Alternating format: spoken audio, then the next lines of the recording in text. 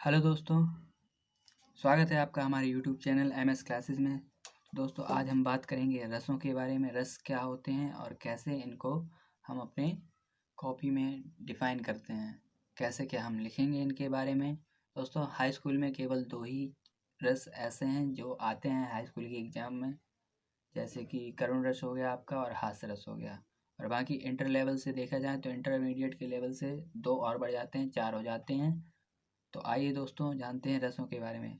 और इनको अगर हमने अच्छे से पढ़ लिया, यानी कि एक इनके अगर हमें स्थायी भाव बसाते हैं तो हम आराम से इनको कर सकते हैं। जैसे कि देखिए दोस्तों, रस रस क्या होते हैं। रस किसी नाटक को देखने या काव्य को पढ़ने में जो हमारे मन में भाव उत्पन्न होता है उसे रस कहते हैं। ये 10 प्रकार के होते हैं। यानी हम किसी भी चीज़ को हम देखते हैं, जैसे भी हम देखते हैं और उसको देख कर जो हमारे अंदर प्रतिक्रिया होती है वही हमारा वो रस कहलाता है।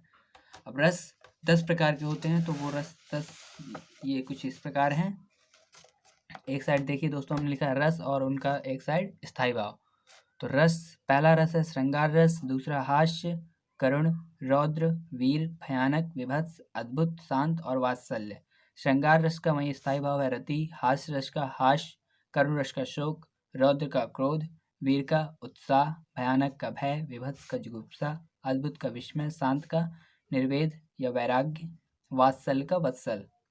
अब दोस्तों, अब इसको अगर हम डिफाइन करें लिखने के लिए, जैसे हमें परिभाषा लिखनी है, तो इनकी अगर हमें केवल केवल इनके स्थायी भाव पता है, जैसा कि हमने कहा हमें स्थायी भाव बस अगर पता है तो हम पूरे रस आराम से कर सकते हैं। जैसे कि देखिए श्रृंगार रस का क्या होता है, रति स्थायी भाव। तो हम लिखेंगे रति नामक स्थायी भाव, विभाव, अनुभाव एवं संचारी भाव के संयोग से श्रृंगार रस की निष्पत्ति होती है। हास्य रस का हास्य नामक स्थायी भाव, विभाव, अनुभाव एवं संचारी भाव के संयोग से हास्य रस की निष्पत्ति होती है। करुण रस का शोक नामक स्थायी भाव, विभाव, अनुभाव एवं संचारी भाव के संयोग से करुण रस की निष्पत्ति होती है। रौद्र का क्रोध नामक स्थायी भाव, विभाव, अनुभव एवं संचारी भाव के संयोग से रौद्र रस की निष्पत्ति होती है। वीर, उत्साह नामक स्थायी भाव, विभाव, अनुभव एवं संचारी भाव के संयोग से वीर रस की निष्पत्ति होती है। दोस्तों इसी प्रकार हम पूरे 10 के 10 रसों की परिभाषा हम अच्छे से कर सकते हैं। तो आइए हम जानते हैं अब जो हमारे इंटर लेवल और हाई स्कूल के पैटर्न में जो जो दिए गए हैं उनके बारे में, उन रसों के बारे में देखते हैं। जैसा कि देखिए श्रृंगार रस, रति नामक स्थायी भाव, विभाव, अनुभाव एवं संचारी भाव के संयोग से श्रृंगार रस की निष्पत्ति होती है। इसके 2 भेद होते हैं। कौन कौन से? संयोग श्रृंगार रस और वियोग श्रृंगार रस। संयोग श्रृंगार रस क्या होता है? जहाँ पर नायक और नायिका के मिलने का वर्णन होता है वहाँ संयोग श्रृंगार रस होता है। जहाँ पर नायक और नायिका मिलते हैं वहाँ पर संयोग श्रृंगार रस होता है। जैसे एग्जाम्पल दिया हुआ है, लता ओट तब सखिन लखाए, जैसे लता ओट तब सखिन लखाए, श्यामल गौर किशोर सुहाए, देख रूप लोचन ललचाने, हर से जनु निज निधि पहचाने। ये हम इस प्रकार इनकी डेफिनेशन को लिखते हैं, परिभाषा इनकी। और इनमें हमें ध्यान देना होता है कॉमा का, पूर्णविराम, विराम चिन्ह जो होते हैं उन सब का अच्छे से ध्यान देना पड़ता है, तभी हमें पूरे के पूरे नंबर मिलते हैं इसमें। और फिर आते हैं वियोग श्रृंगार रस।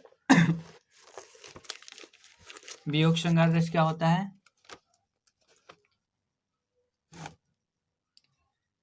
जहाँ पर नायक और नायिका के बिछोह का वर्णन होता है वहाँ पर हम वियोग श्रृंगार रस कहते हैं। जहाँ पर नायक और नायिका के बिछोह का वर्णन होता है वहाँ वियोग श्रृंगार रस होता है। जैसे कि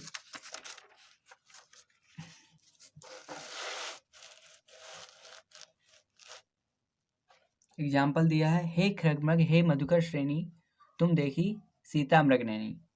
यानी जब राम लक्ष्मण सीता जी को वन में ढूंढते हुए जाते हैं तब वहाँ पे जितने भी खग मृग होते हैं, पक्षी आदि जो भी होते हैं जानवर, उनसे लक्ष्मण राम जी पूछते हैं कि आपने मृग के समान रहने वाली सीता को देखा है। अब आते हैं दोस्तों हास्य रस। हास्य रस जिस प्रकार हमने बताया उसमें कि हास्य नामक स्थायी भाव, विभाव, अनुभाव एवं संचारी भाव के संयोग से हास्य रस की निष्पत्ति होती है। जैसे एग्जाम्पल, सर मूसर नाचत नगन, लखी हलधर कुशवांग, हंस हंसी गोपी, फिर हंसे मनहु पियसी भांग। फिर आते हैं करुण रस। शोक नामक स्थायी भाव, विभाव, अनुभाव एवं संचारी भाव के संयोग से कर्ण रस की निष्पत्ति होती है। एग्जाम्पल जैसे दिया हुआ है, राम राम कही राम कही, राम राम कही राम, तन परिहरि रघुपति विरह राव गयो सुरदाम।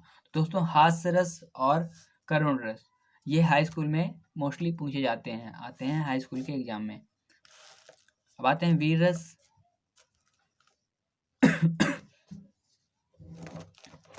अब क्या है हमारा वीर रस? उत्साह नामक स्थायी भाव, विभाव, अनुभाव एवं संचारी भाव के संयोग से वीर रस की निष्पत्ति होती है। जैसे एग्जाम्पल, मैं सत्य कहता हूँ सखे सुकुमार मत जानो मुझे, यमराज से भी युद्ध में प्रस्तुत सदा मानो मुझे, है और की तो बात क्या गर्व मैं करता नहीं, मामा तथा निस्तार से भी युद्ध में डरता नहीं। ये अब मन्यु के लिए कहा गया है। मन्यु ने कहा था जब वो गए थे युद्ध में। अब आते हैं दोस्तों शांत रस।